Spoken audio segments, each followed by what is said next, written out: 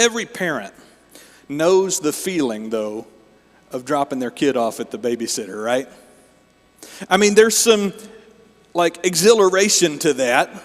There's a feeling of gratitude that you're thinking, okay, the kids are safe, the kids are okay, they're in good hands, now we can go and have a break. We can go and have dinner that doesn't involve just chicken nuggets and mac and cheese, right? Like, we can go and actually act like adults for just a few minutes. That's one of the big parts of that feeling when you drop your kids off with the sitter. But on the other side, you're leaving part of your heart there, right?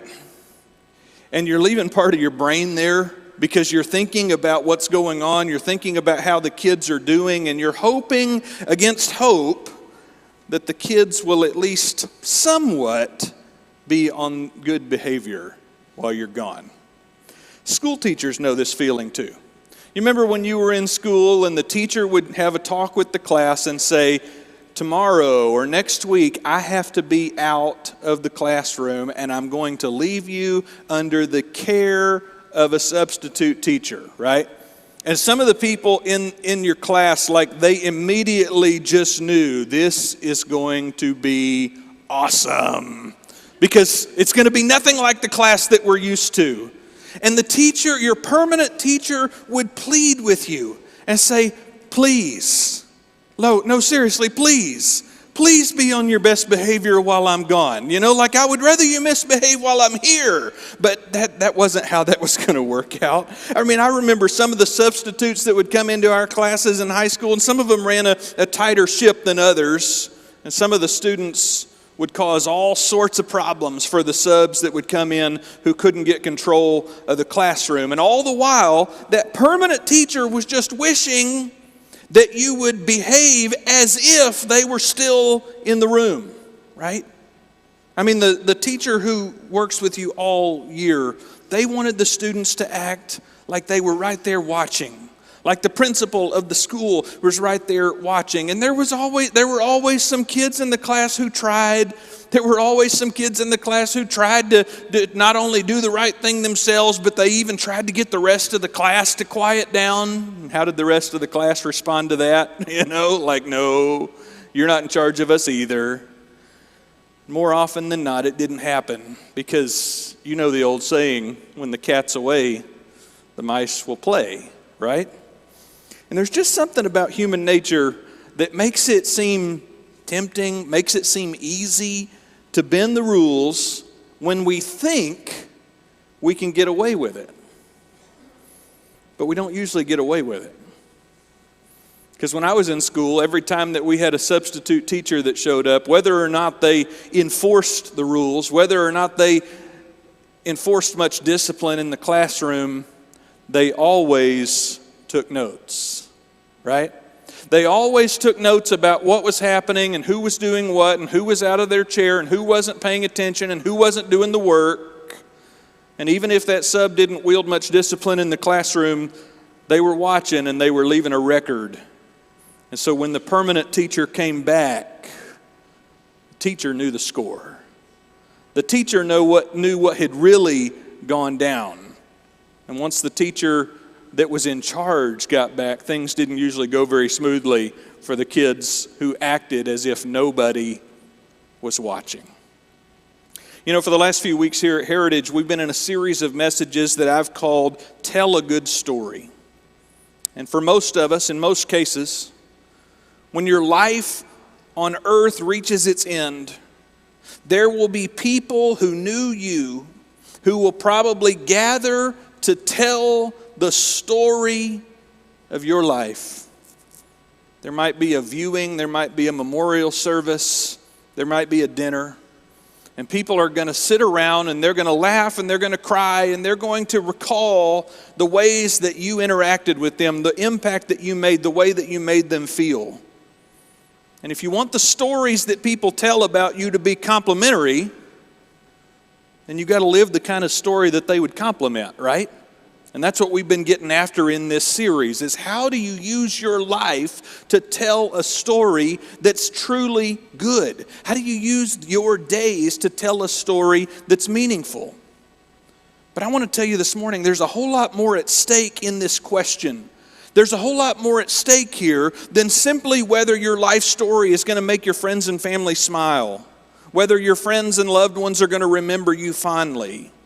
Because the story that you're telling with your life and the way that you're living out your days, it's making a permanent impact on the world.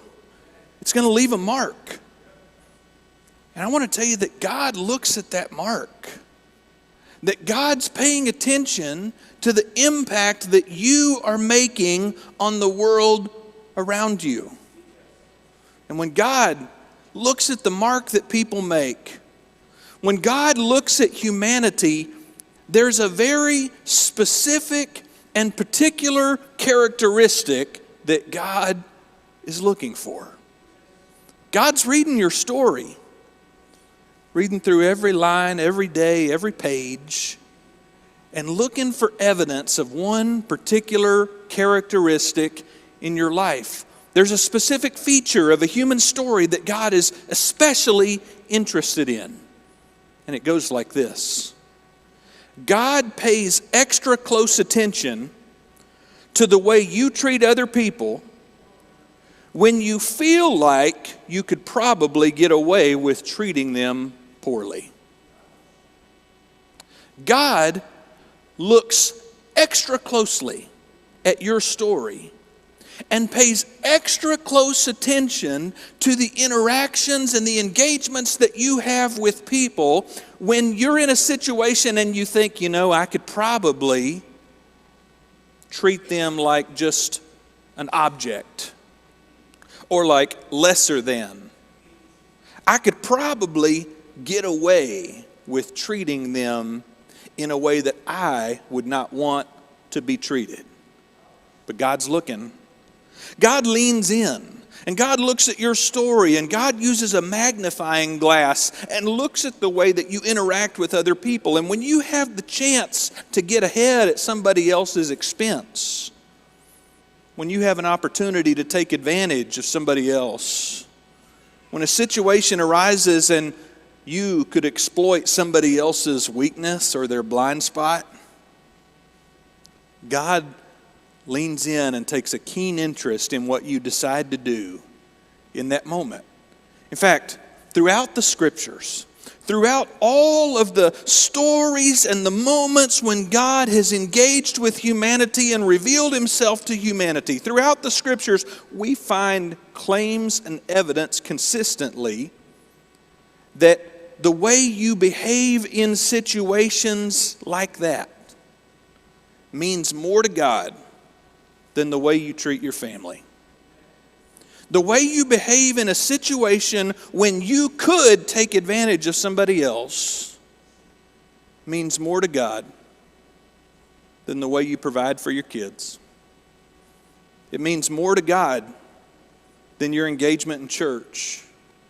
It means more to God than the way you behave in worship service.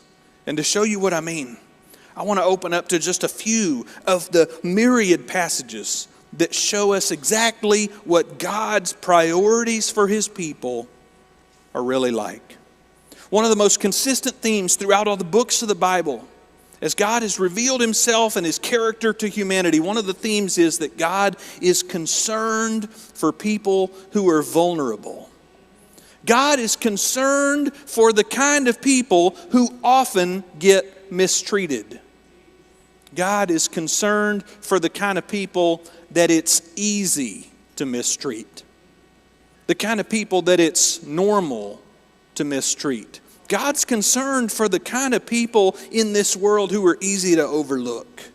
And every time God has set out expectations to his people, every time God has delivered law and instruction to his people, God has made provision for people who are at risk of being mistreated. God's expectation was that the people in the community who were the weakest, the people in the community who were the neediest, the people in the community who were the most susceptible, that they would be taken care of. But here's the thing. By definition, vulnerable people, they are susceptible to being mistreated without any recourse. That's what it means to be a vulnerable person. They are susceptible to being mistreated and not being able to do anything about it. And the Old Testament prophets, the people who were messengers for God, who came and delivered God's message to the people consistently, time and time again, pointed out that the people of Israel were treating the weakest people in their society poorly.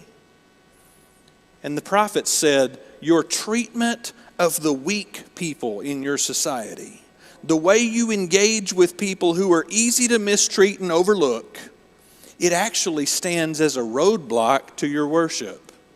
The prophets would say, the way that you treat the poor and the needy and the vulnerable in your community stands as a roadblock that cuts you off from God's blessing. God spoke through numerous prophets time and again and continued to make his case against the people. Malachi chapter 3:5, here's what God says. I will put you on trial.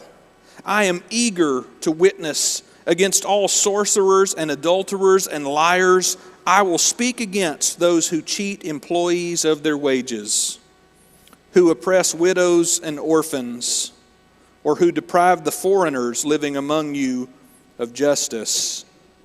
Because these people, and he's talking about the ones he's testifying against, he says, these people do not fear me, says the Lord of heaven's armies. You could look at the words of another prophet in Isaiah chapter 1. God said, stop bringing me your meaningless gifts. The incense of your offerings disgusts me. The language here says it makes me sick at my stomach. As for your celebrations of the new moon and the Sabbath and all your special days of fasting, they're sinful and false. I want no more of your pious meetings. But God says, wash yourselves and be clean. Get your sins out of my sight. Give up your evil ways. Learn to do good. Seek justice. Help the oppressed. Defend the cause of orphans. Fight for the rights of widows. This is what God says to people who are showing up faithfully to worship. God says, I'm sick of your worship because I see the people in your community who can't fend for themselves and they're suffering. He says, I'm sick of your worship. Get that out of here and go do what I really asked you to do. You could look at another prophet, Amos chapter 5, verses 21 and following. God says, I hate all of your show and your pretense, the hypocrisy of your religious festivals and your solemn assemblies. I won't accept your burnt offerings and your grain offerings. I won't even notice all of their choice peace offerings when you bring me your very best. He says, away with your noisy hymns of praise. I won't listen to the music of your harps. Instead, I want to see a mighty flood of justice. I want to see an endless river of righteous living. I could share a bunch more with you. I could go on and share with you longer readings and additional examples from multiple other prophets who spoke on God's behalf to the people of Israel. But these three just give you a little taste of the message that the prophets were consistently delivering about justice. You see, when the prophets were sharing these messages from God with the people, they were speaking to a culture that was full of corruption. I don't know if it'll sound familiar to you, but here's some of the ways that the prophets described that society. They said there were workers in that society who weren't being paid a living wage and they were unable to support their families. They said in that society there were destitute orphans and widows who had no family to take care of them, no welfare system to care for them, and they were on their own. The prophet said there were immigrants who were living in those cultures, in those societies, who were treated as outsiders, and they were barred from commercial and legal activity. They were essentially beggars, unable to make a way forward. The economically advantaged people in Israel were thriving. They were living in luxury. They were enjoying themselves, and they thought to themselves, we're secure in God's blessing. God has taken such good care of us. We're secure in this because we're doing what God said. We're showing up at the temple. We're doing the sacrifices. We're observing the feasts. Like we're following all of the instructions. We made sure to get all of the measurements right. We did everything that God outlined in the law, but God said He wasn't interested in their ritual. He wasn't interested in their religious observance. In fact, their religious ritual was offensive to God because God saw that the equality in their society was out of balance. You know what out of balance feels like, don't you? You ever driven a car that had a tire that needed some weight adjusted on one of the rims there?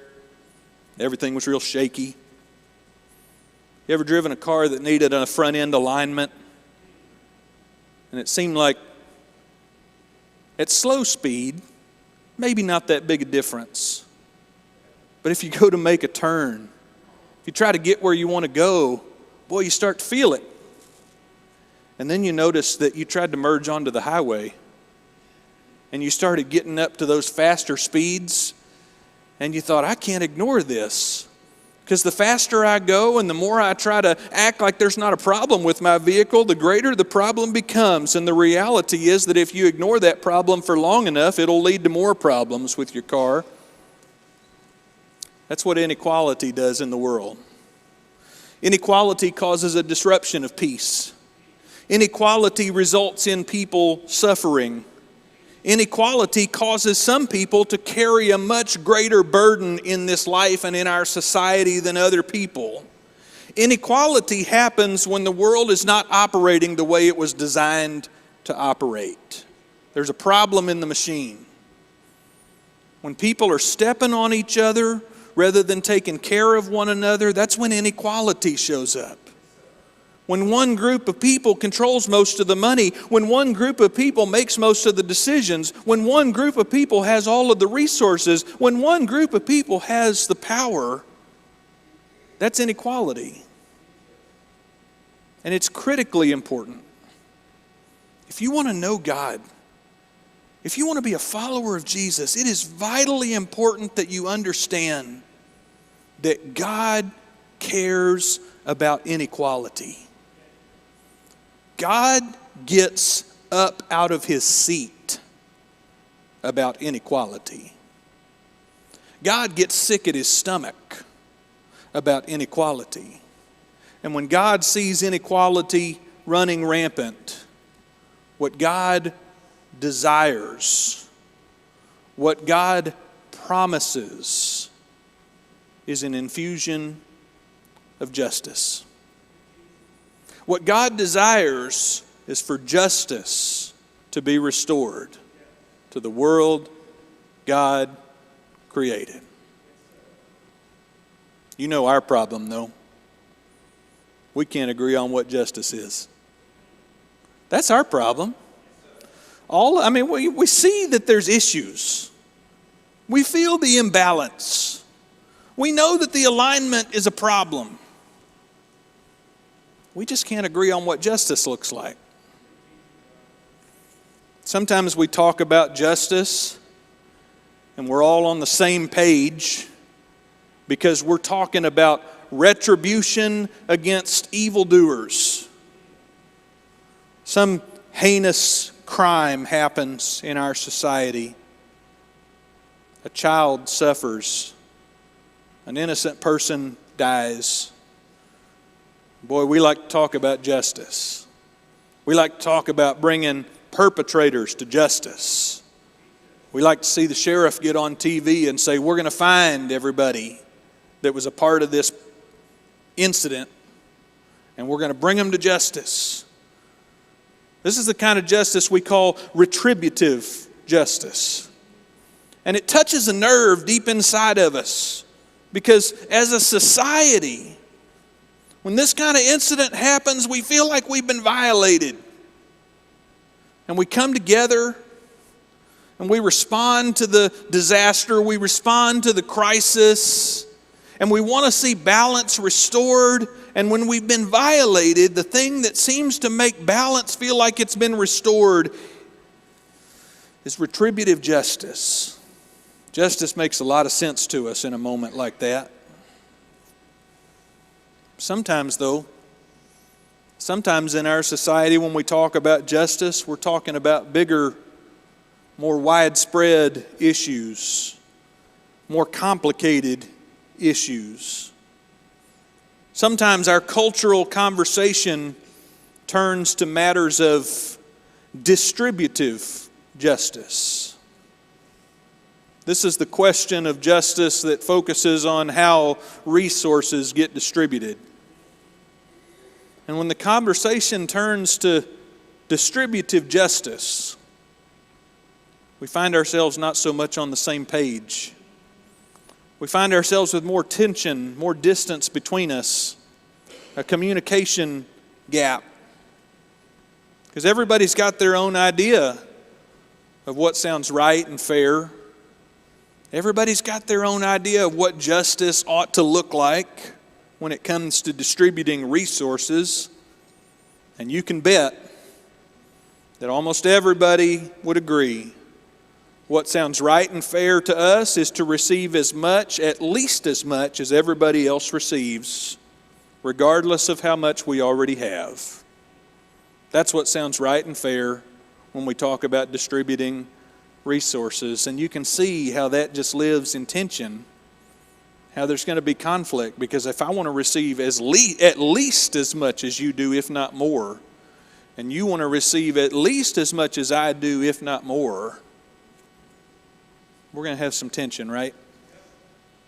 Of course, those aren't the only kinds of justice. Sometimes our culture needs to have a conversation about procedural justice. Sometimes we need to talk about how people are treated by the powers that be. There's a lot of inequality that happens in the way that people are treated by the systems and the authorities. And unless you or someone you love has been mistreated, it can be hard to perceive that there's any inequality at all. But there's this fourth kind of justice. This fourth type that's called restorative justice. Boy, this one causes a lot of heartburn. Because we start talking about restorative justice and we start talking about taking steps to make amends, to correct injustices from the past. And restorative justice means honesty and transparency. Restorative justice requires confession and accountability, and truth be told, those aren't always very easy to come by. So justice is complicated. Justice feels subjective. What feels just to you might not feel just to me, and when we dig deep enough, we might uncover some injustices that I've committed, some injustices that I've been a part of, some injustices that have benefited me, some that I was aware of and some that I was completely oblivious about, but it's no wonder we have a hard time having these conversations. Because justice is complicated. Justice is supposed to be about fairness and impartiality. It's supposed to be about equality and goodness and neutrality. And each one of those terms demands a standard that you could measure them by. How do you measure fairness? How do you measure neutrality? How do you measure goodness? How do you measure impartiality? We need a standard for justice. There's all sorts of things we could try. Historically, throughout human history, there was a time period when what the king said was assumed to be the just answer. We trusted the king, we trusted the judge to be the definition, the working definition of justice for every situation. Sometimes in our human history, probably even today, most of us have leaned on laws and constitutions, but more often than not, we've leaned on our own opinions, our own common sense to decide what justice looks like.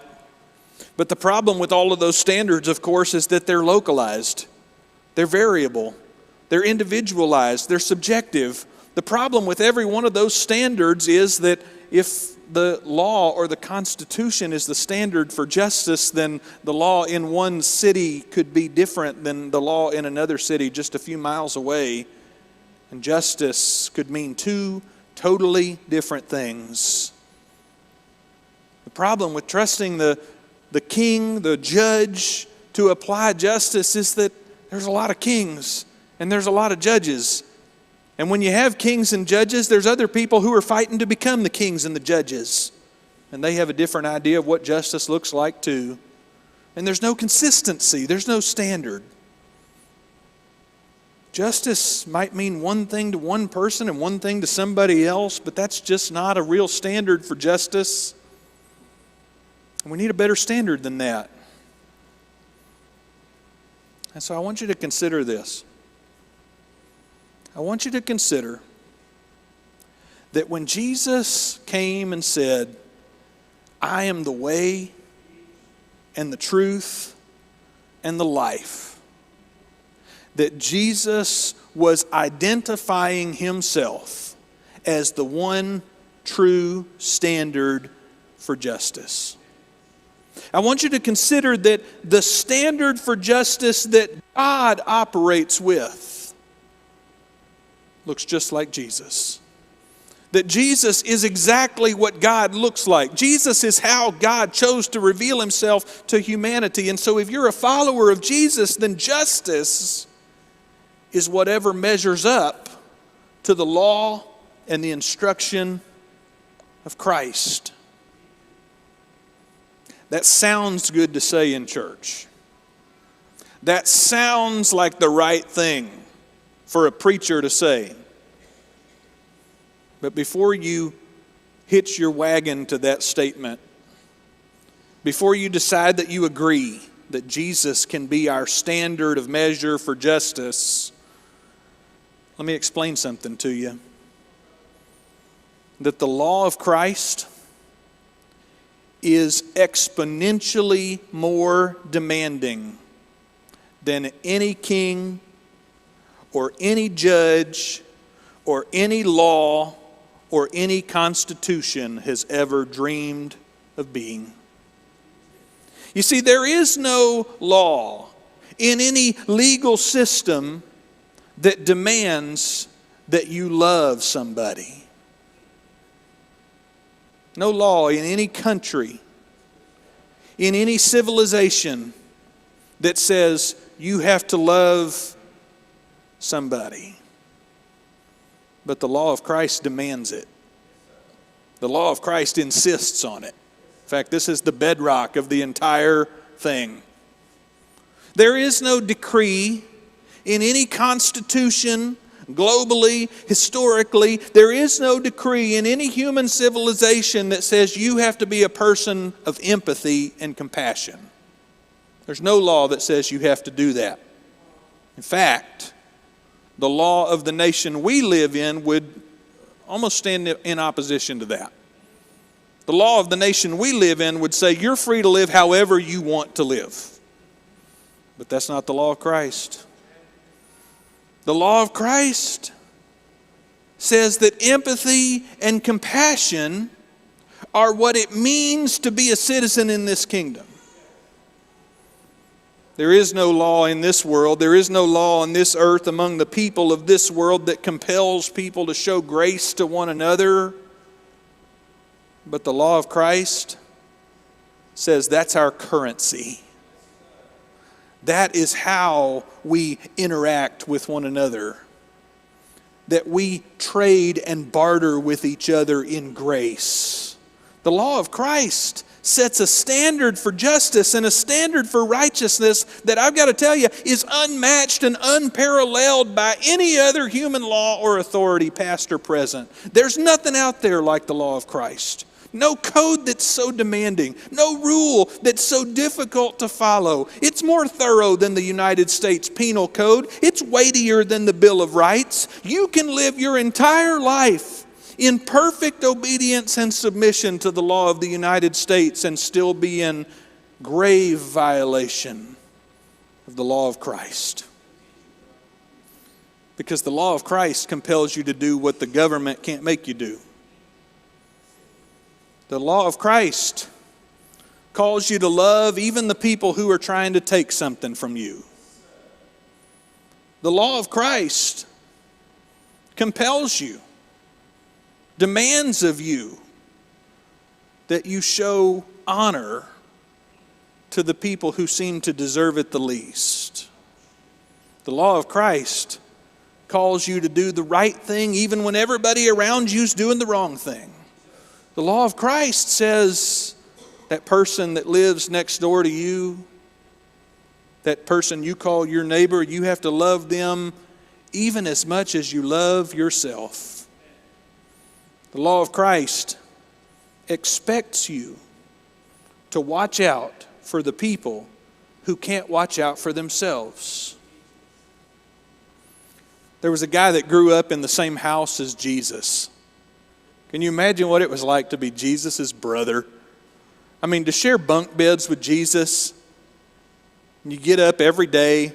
I mean, my imagination runs wild. Like you get up every day and Jesus has already made the bed.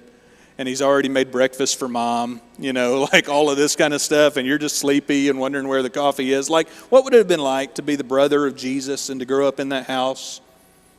But over time, James, the human brother of Jesus, came to be convinced that his brother was the Messiah sent from God.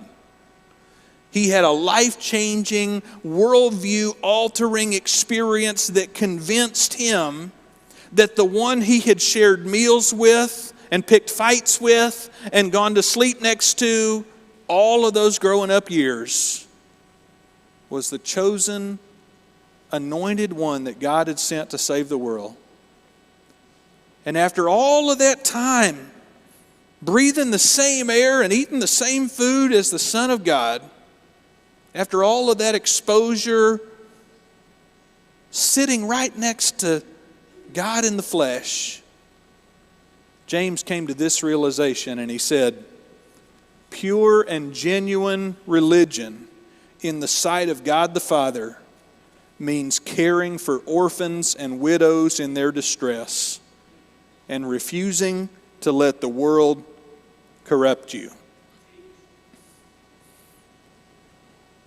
He didn't talk about going to church. He didn't talk about the kind of songs we sing. He didn't talk about who was in charge. He didn't talk about any of the kind of stuff that we usually find ourselves disagreeing about. He talked about helping people that can't help themselves. He says, this is what God really wants. I've been around God longer than just about anybody, he says. And this is what God really wants, is for us to care for the people who can't care for themselves. I remember all those times in high school after we had a substitute teacher and the permanent teacher would come back and she'd read the notes and she'd pay attention to the names. And if you were somebody that caused problems for the sub, chances are you were going to find yourself in trouble with the teacher or maybe even being sent to the assistant principal's office later that day.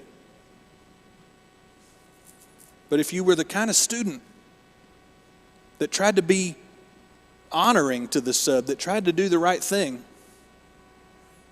you'd find that that teacher would come to you and say, thank you so much. Thanks for acting like it was a normal day and like I was here. Thanks for behaving the way that I would have asked you to behave if I'd have been here. Thanks for making it easy for the sub who really didn't have all that much power and authority anyway. Jesus taught us to pray and said, Father in heaven, let your will be done on earth the way it is in heaven. And God's will is that we would be people who pursue justice. God's will is that we would be the kind of people who use Jesus as the standard of what justice really looks like for us. And it's going to be more demanding than any other justice conversation that's happening out there. It's going to be harder. Because every other justice movement, every other justice initiative, every other justice task force that exists in conflict with somebody else. They say, we're going to keep fighting for justice until we get our way. We're going to keep fighting for justice until our view wins the day. But the standard of Jesus' justice says, we're going to keep loving the opposition until they won't be our opposition anymore. We're going to keep loving them until they quit fighting. It's a totally different paradigm. But the reason you're here, the reason we showed up this morning, is because it's the paradigm that changed our lives to start with. Paul says that while we were still sinners, while we were actively in opposition to God and God's will for our lives, that Jesus showed up without any malice, without any judgment, without any hatred, without any inclination toward revenge. Jesus showed up and gave of himself.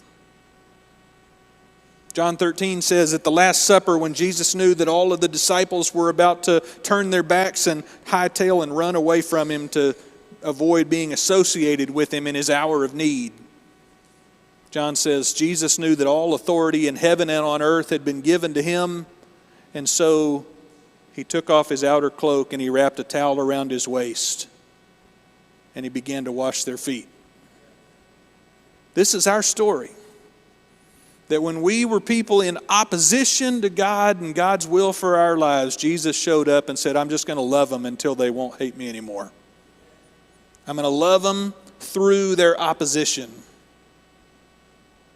And then when they've come to receive my love, I'm going to invite them to show justice to the rest of the world with me. This is our story.